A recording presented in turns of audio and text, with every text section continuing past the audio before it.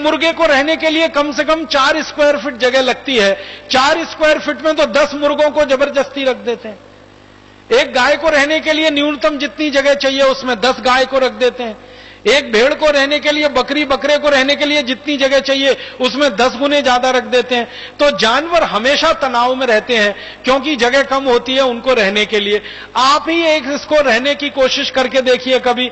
एक कमरा है जिसमें एक व्यक्ति आसानी से रह सकता है, उसमें 10 लोग रहना शुरू कर दीजिए और लगातार 2, 4, 6 महीने रहकर देख लीजिए, आप अच्छे खासे स्वस्थ आदमी हैं, पागल होने की स्थिति में आप आ जाएंगे। तनाव इतना बढ़ जाएगा, चिड़चिड़ापन आपको इतना बढ़ जाएगा, परेशानियां आपको इतनी बढ़ जाएंगी। तो वो जानवर तो महीनों ऐसे ही रहते हैं, उनको तनाव बहुत होता है।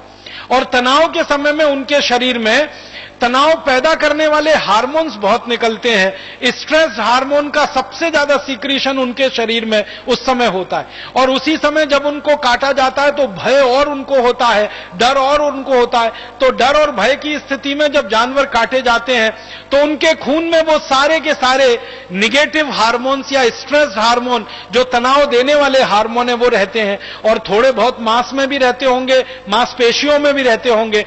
और मांसपेशियां और मांस का ही हिस्सा है जो लोग खाते हैं, तो उनके शरीर में वो सब जाते हैं और उसके कारण तरह तरह की बीमारियां लोगों को होती हैं। इसलिए दुनिया में कहा गया है कि मांसाहारी लोगों को शाकाहारी लोगों की तुलना में ज्यादा बीमारियां होती हैं और उनके मरने की सबसे जल्दी संभावना होती है।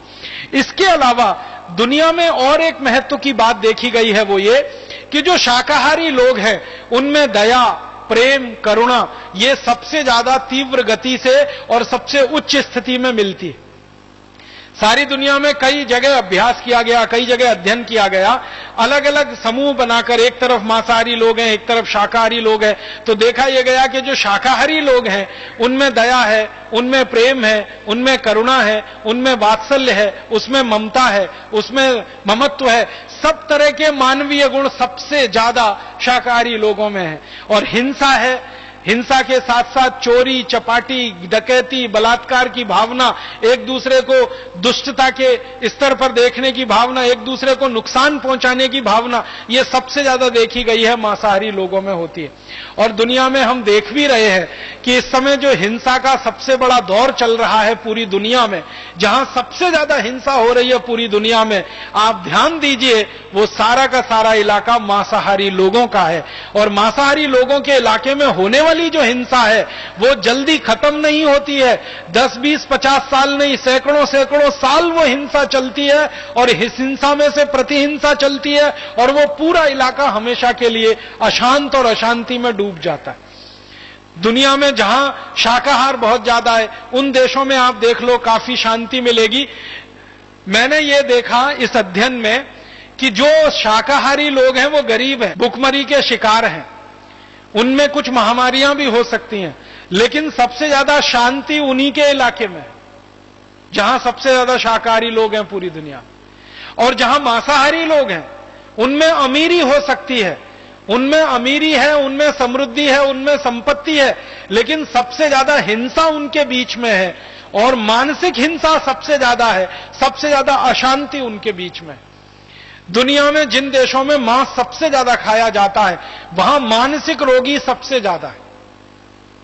एक छोटे से देश की कहानी बताता हूं। स्पेन नाम का एक देश है और स्वीडन नाम का एक देश है। स्वीडन को दुनिया में कहा जाता है सबसे ज्यादा अमीर देश है। स्वीडन को कहा जाता है वहां विकास का मानदंड सबसे ऊंचा है। परम पूजनीय स्वामी जी थोड़ी देर पहले अपने व्याख्यान में कह रहे थे ना कि संयुक्त राष्ट्र की जो रिपोर्ट बनती है मानवीय विकास की सूचकांक रिपोर्ट, उसमें स्वीडन हमेशा नंबर 1 पर रहता है, भारत हमेशा 136 नंबर पर रहता है। स्वीडन के बारे में कहा जाता है कि वहां के लोगों को कोई दुख नहीं है, कोई तकलीफ नहीं है, कोई परेशानी नहीं है, उनके यहां भ्रष्टाचार नहीं है, उनके यहां मारामारी नहीं है, उनके यहां वगैरह वगैरह बहुत सारे दुख नहीं है। उस स्वीडन के बारे में अभी मैं थोड़ा अभ्यास कर रहा था, यही शाकाहार मांसाहार के हिसाब से। तो स्वीडन है तो छोटा सा देश, लेकिन मांस सबसे ज्यादा खाया जाता है और मांस का उपभोग सबसे ज्यादा है। तो स्वीडन के कुछ डॉक्टरों ने और वैज्ञानिकों ने एक अध्ययन किया, वो इस बात के लिए कि स्वीडन की सड़कें दुनिया में सबसे अच्छी हैं, सबसे अच्छी सड़कें हैं पूरी दुनिया में स्वीडन में है। ऐसा कहा जाता है कि स्वीडन की सड़कें हैं वो रबर की सड़कें हैं। जैसे आप रबर की सड़क पर चल रहे हैं तो स्वीडन की सड़कें इतनी अच्छी हैं। लेकिन स्वीडन के वैज्ञानिकों का कहना है कि सबसे ज्यादा दुनिया में पीठ दर्द के मरीज अगर कहीं हैं तो वो स्वीडन में ही है। जिनकी सड़कें सबसे अच्छी हैं, जहां पर गाड़ी ऐसे चलती है जैसे पानी में मछली फिसलती हो, वहां के लोगों के पीठ में दर्द क्यों होना चाहिए? भारत जैसे देश की सड़कों के बारे में यह कहा जाए तो समझ में आता है, क्योंकि भारत में तो सड़कें कम है, खड्डे ज्यादा हैं। यहां तो सड़क के बीच में खड्डे नहीं है, खड्डों के बीच में से सड़क निकलती है। यहां के लोगों के पीठ में दर्द हो तो समझ में आता है पूरी दुनिया में सबसे ज्यादा। लेकिन स्वीडन के लोगों के पीठ में सबसे ज्यादा दर्द क्यों है? तो वहां के वैज्ञानिकों का कहना है कि यह साइकोसोमेटिक डिसऑर्डर है। वहां के लोगों को मनोदैहिक जो चिकित्सा करने वाले वैज्ञानिक है वो कह रहे हैं कि इसकी ज्यादा असंतुलन में से पैदा हुई बीमारियां हैं, उनका सड़कों से कोई लेना देना नहीं है। और उनका कहना है कि ये बीमारियों का एक बड़ा कारण उनके यहां है वो मांसाहारी भोजन है और मांसाहारी जीवों की हत्या है और उनसे निकलने वाली हिंसा है। तो ये अभी अध्ययन सारी दुनिया में हो रहे हैं और बता रहे हैं कि कैंसर ज्यादा हो रहे हैं, डायबिटीज ज्यादा हो रही है, हार्ट अटैक ज्यादा हो रहे हैं, ब्रेन हेमरेज ज्यादा हो रहे हैं, कोलेस्ट्रॉल ज्यादा बढ़ रहा है, मोटापा ज्यादा बढ़ रहा है, हमारे घुटनों के दर्द, कमर के दर्द, कंधों के दर्द ज्यादा बढ़ रहे हैं मांसाहारी लोगों को। तो हम क्यों फालतू में इस दुनिया में जाएं, मांस खाने वाले बने? इसलिए मेरा आप सभी से एक विनम्र निवेदन है। मैं तो ये मान के आपसे ये बात कह रहा हूं कि हम में से तो शायद ही कोई भारत स्वाभिमान का कार्यकर्ता होगा जो मांसाहारी अब तक बचा होगा, अन्यथा तो वो शाकाहारी हो गया होगा। प्राणायाम करते करते, योग करते करते, बार बार आस्था चैनल पर परम पूजनीय स्वामी जी का व्याख्यान सुनते सुनते अब तक तो सभी भारत स्वाभिमान के जो कार्यकर्ता